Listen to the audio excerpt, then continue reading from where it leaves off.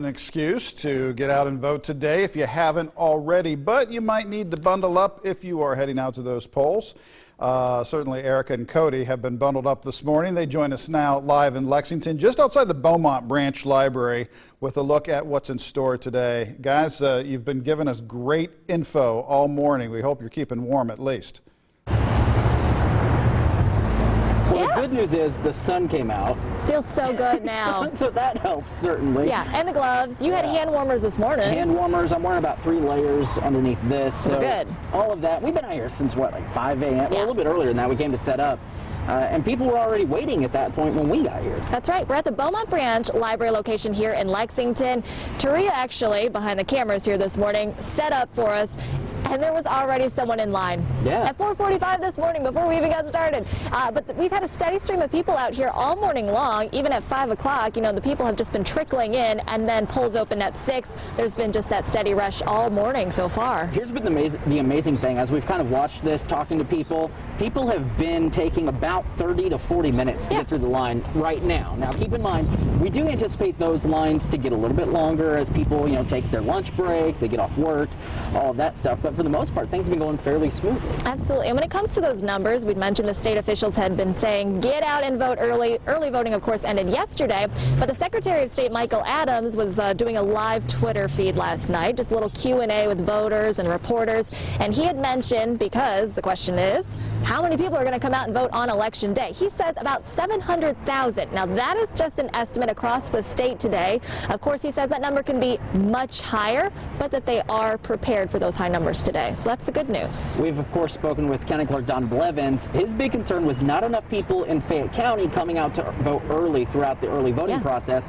So he's anticipating some really long lines here at the Beaumont location, also at the Tate's Creek location. Those are probably going to be the 2 busiest, according to him. But we do have other polling locations as well, and we'll break those down in just a little bit. But a lot of races people are paying attention to right now. Yep. Of course, the biggest one on a lot of people's minds, that race for president. That's right. Let's go to Camilla Bernal now for the latest.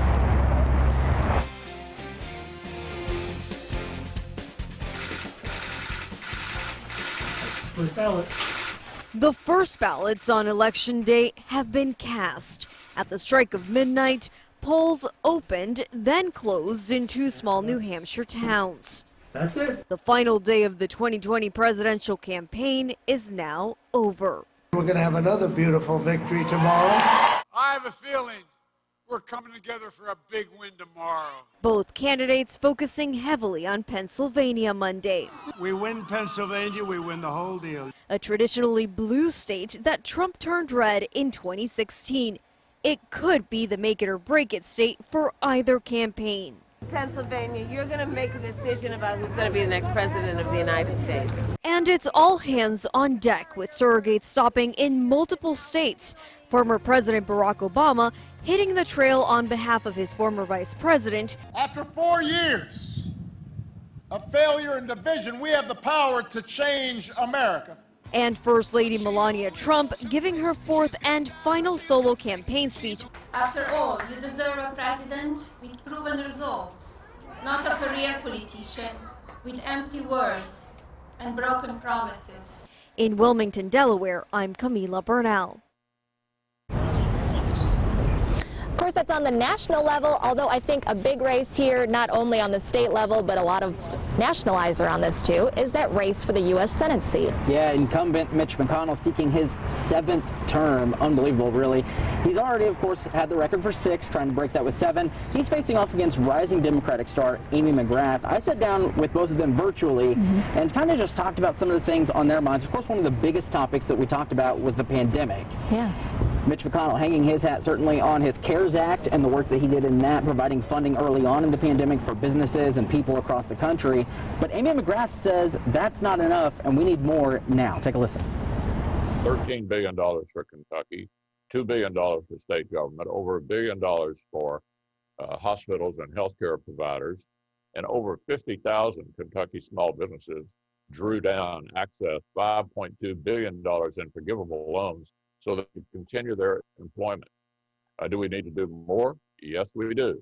President Trump wants a $2 trillion package of effective aid, almost $2 trillion right now. President Trump wants this. the Speaker, the House of Representatives has already passed an effective aid package.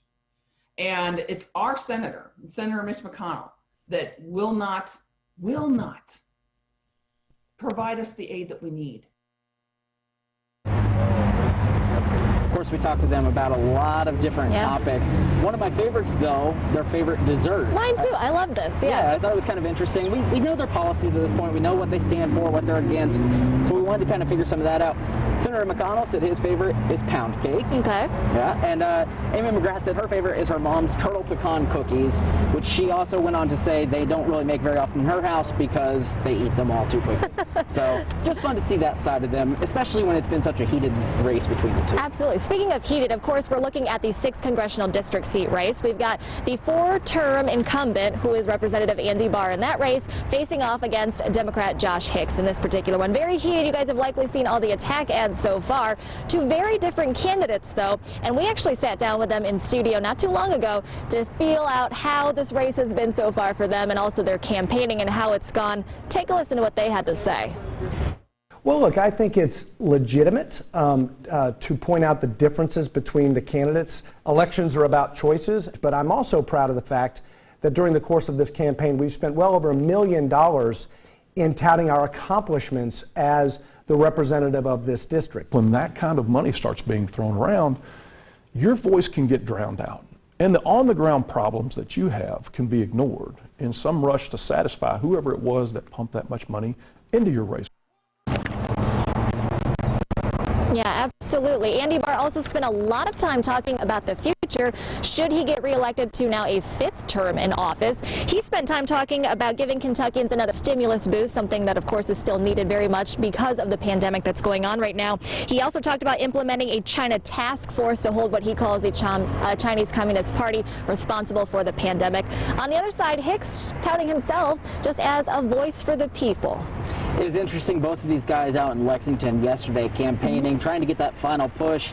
I've talked to both of their camps, and they both feel pretty good going into tonight. So it was interesting kind of hear their aspect of things and kind of how that's going. Of course, there was a lot to unpack in those conversations. Those are posted on our website, WTVQ.com. You can listen to the full interviews right there.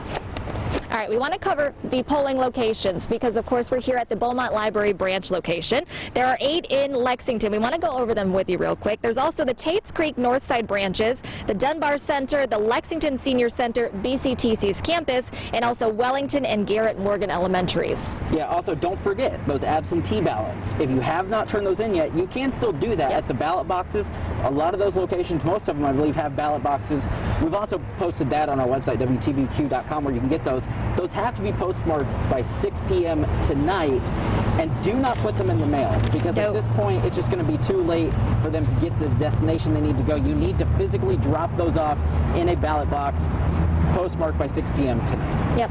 A lot of other races we're watching, 2 constitutional amendments there. Head to our website. Also, these sample ballots. A lot of folks are wanting to see, and hopefully by now you've had a chance to take a look at what you're going to be voting for before you make it out to the polls, because you might be in line for a little bit this morning. Leave yourself some extra time as well. Yeah, one of those constitutional amendments we actually talked about a little bit this morning, Marcy's Law. Yes. That's one that we've talked about a lot over the last couple of years. It was actually on the ballot in 2018 and was actually passed by the voters. Now, the Supreme Court of Kentucky, they turned around and shot that down, saying, hey, the wording is too vague. We need a little bit more in that. They made it a little bit meatier, brought it back this time around. They feel good about it, the proponents of that new constitutional amendment. Also, another one that maybe extends the term limits for judges, which can be interesting in some areas. So both of those, again, we put all of that information on the website. But a lot of people are excited, and that's very evident considering 96 million people across the United States actually voted early for the election this year. It's just astounding. It really is. And just judging by the line here behind us, you're seeing people slowly kind of filter in and out. It's been very smooth out here. Hopefully that's the case throughout the rest of the day. Again, expect another rush out here probably around lunchtime and maybe around 5 o'clock when folks start to get off of work as they get in line here. If you are in line, though, you're safe before 6 o'clock to vote. So keep that in mind. It's been interesting watching some of the people try to figure out like what they're going to do to pass the time. I've seen a couple people reading a book, a lot of people surfing their phones, just trying to, some people even striking up conversation, just, you know, figuring out who's who, where you're from, all that. fellow just dropping off his ballot in the ballot box back there behind us. So a lot of excitement for a lot of people this year. A lot of coffees. Oh my gosh, so many coffees. Yeah. Something to stay warm because it is certainly chilly. Yeah, prepare for that too. Bundle up if you're heading out here. Just in case you run into a line, you're going to want definitely a heavy jacket out here. Even though the sun's coming up, Alyssa's been giving us the forecast here, but just stay warm. That's the worst thing in the world, right? When you're waiting in line and you're just bone-chilling cold. One of the interesting things we were talking about early voting, Secretary of State Michael Adams, says 84% of the total 2016 voter count has cast their ballot early already, which is kind of insane. Election officials saying this could be a record year for the state, obviously, as far as turnout and voter turnout. So it's just one of those that you can feel people being excited about. Absolutely, and Governor Beshear was speaking about this too as well. He had mentioned some safety guidance as well as some last-minute tips. I think we do have some sound from him that we want to go to right now. We have a pandemic that is picking off our people, and somehow politics has infiltrated our response to it and how effective we can be at saving individuals around us. We have outside enemies. So let's remember, Wednesday, we're all members of this Commonwealth, and we ought to try to act like it. Yes. Definitely. So keep that in mind as you're heading out here. We also want to give a big shout out to all of the volunteers and the poll workers inside. They have been working their tails off this morning to make sure things are running smoothly. We were speaking to one just a little bit ago before the show started, her first year actually doing it. She just felt like, she had been watching the news and seen that there was a need for some help, and so she signed up and decided to come out and volunteer. And she actually was doing a great job because I was standing somewhere I wasn't supposed to, and she said, get out of the way, that's not where you're supposed to be. Yeah. So, good job to that poll worker. But that's kind of been the consensus in talking to a lot of these people who are out here volunteering, like you said. They just wanted to have a part in this, doing their civic duty, helping in any way they can, especially in a year where there's a pandemic going on, where there's a lot of things to track. People making sure you've got your masks, making sure they're on, making sure you're not too close to people, all of those sorts of things. Make sure you've got hand sanitizer. We talked about that this morning. Yes, do not forget that. We're actually going to be chatting with one of those poll workers here a little bit later this hour, but while we're talking about this too, we also want to mention they're doing a fantastic job, but if you guys happen to be out at the polls and you notice anything, specifically election fraud or election abuse, you can call that state election hotline number. That is 1-800-328-VOTE. Again, that's 1-800-328-VOTE. That line is open now. It's open until 6 o'clock this evening when those polls close. So if you see anything that's maybe out of place related to election fraud or abuse, be sure and report that. Don't just tweet about it. Don't put it on social media. Call the hotline number. Keep in mind there are 8 polling locations here in Lexington.